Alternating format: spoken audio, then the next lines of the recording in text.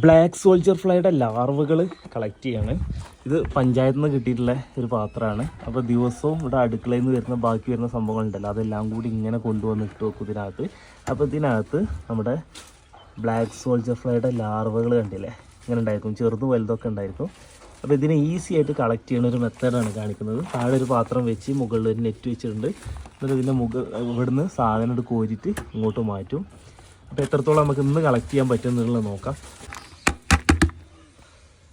അങ്ങനെ നമ്മൾ കുറച്ച് നേരം വെയിറ്റ് ചെയ്ത് പോകുന്നതിന് വേണ്ടിയില്ലേ ഇത്രയും പുഴുക്കളെ കിട്ടിയിട്ടുണ്ട്. ഇനി നമ്മളത് കോഴികൾക്കൊന്ന് ഫീഡ് ചെയ്ത് കൊടുക്കാം.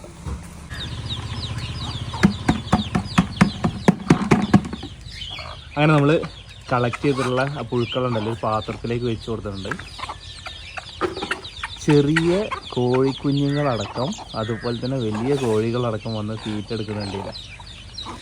ഈ കോമ്പൗണ്ടിൻ്റെ അകത്ത് വേറെയുണ്ട് കോഴികൾ, ഇതാ ആ ഭാഗങ്ങളിലൊക്കെ ഉണ്ട് കേട്ടോ. ഓരോരുത്തർ ഇതങ്ങനെ വരുന്നു. ഇതിനകത്തുള്ള ആ ലാർവകളുണ്ടല്ലോ, ചെറിയ സൈസ് ലാർവകൾ ഉണ്ടായതുകൊണ്ട് തന്നെ കോഴിക്കുഞ്ഞുങ്ങൾക്ക് നന്നായിട്ട് ഇത് കഴിക്കാൻ പറ്റും. അല്ല, അവരെ മൗത്ത് സൈസിനനുസരിച്ചുള്ള തന്നെ അവർ പിടിക്കുന്നുണ്ട്. വലിയൊരു പുറത്തുനിന്ന് ഉണ്ടാ ആ ചെറിയ കോഴിക്കുഞ്ഞ് കണ്ടില്ലേ, അപ്പോൾ വലിയ പുഴുവിനെ എടുത്തിട്ടാണ് കഴിക്കണത്. നമുക്ക് വീട്ടിൽ തന്നെ ഉണ്ടാക്കാൻ പറ്റിയ ഒരു ലോ കോസ്റ്റ് ഫുഡാണിത്. കോഴികൾക്ക് കൊടുക്കാൻ പറ്റിയ, മീൻ വളർത്തുന്നവർ മീനുകൾക്കും ഇത് കൊടുക്കാറുണ്ട്. നല്ല പ്രോട്ടീൻ റിച്ച് ആയിട്ടുള്ളൊരു സംഭവം എന്നാണ് പറഞ്ഞു കേൾക്കുന്നത്.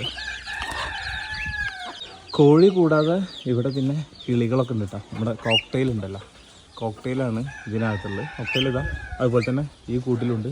മുട്ടയിട്ടിക്കണ കോക്ടെയിൽ മുട്ടയിട്ടിക്കണ കാരണം. അതുപോലെ തന്നെ ഇതാ ഇവിടെ ഉണ്ട്, പുറത്തുണ്ടല്ലോ ഈ കൂട്ടിലൊക്കെ കോക്ടെയിൽ ഇരിക്കുന്നതാ ഇവിടെ ഉണ്ട്. നെറ്റായ കാരണേ പെട്ടെന്ന് നമുക്ക് കാണാൻ പറ്റില്ല.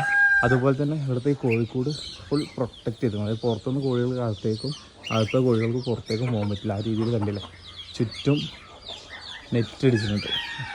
അത്യാവശ്യം വലിയ സൈസുള്ള നെറ്റ് ഉണ്ടല്ലോ, ആ നെറ്റ് കൊണ്ട് കവർ ചെയ്തിട്ടുണ്ട്. അതുപോലെ ആ കണ്ടില്ല ആ സൈഡിലൊക്കെ അതുപോലെ കവർ ചെയ്തിട്ടുണ്ട്. അപ്പോൾ കോഴികൾ സേഫായിരിക്കും. പിന്നെ ഇതിൻ്റെ ചോട്ടന് ആയിട്ട് അപ്പുറത്തൊക്കെ കോഴിക്കൂടുണ്ട്. നേരെ ഇപ്പുറത്ത് വന്നിട്ടുണ്ടെങ്കിൽ ഈ കാണുന്നത് ഡയമണ്ട് ഡോ ആണ്. പക്ഷെ ഇത് കാര്യമായിട്ട് ഇവിടെ റെഡി ആയിട്ടാ, ഈ ഒരൊറ്റ ഒന്നേ ഉള്ളൂ. പിന്നെ നമ്മുടെ വൈറ്റ് ഫിഞ്ചസ് അതുപോലെ തന്നെ ബംഗാളി ഫിഞ്ചസ്, അതാണ് ഈ കൂട്ടിനകത്തുള്ളത്. ഭയങ്കര രസമായിട്ടാണ് കാണാൻ തന്നെ. അവരെല്ലാവരും നിരനിരായിട്ട് അതവിടെ ഇരിക്കുന്നത് നമുക്ക് കാണാൻ പറ്റും. പിന്നെ നേരെ ഇങ്ങോട്ട് കോഴിക്കോട്ടിലേക്ക് വന്നു കഴിഞ്ഞിട്ടുണ്ടെങ്കിൽ ഇവിടെ പിന്നെ നമുക്ക് നാടൻ കോഴികളുണ്ട്. പിന്നെ അതുപോലെ തന്നെ നമ്മുടെ ബ്രോയിലർ ഉണ്ടല്ലോ, ബ്രോയിലർ ഐറ്റം ഉണ്ട് അവിടെ 2-3 ഉണ്ട്. ഒരു ചേവലാണ് ഇതിനകത്തുള്ളത്. പിന്നെ ബാക്കി കുറച്ച് പെടകളുണ്ട്. ഇവിടെ ഇറങ്ങിയിട്ടുള്ള കുട്ടികളാണിത്.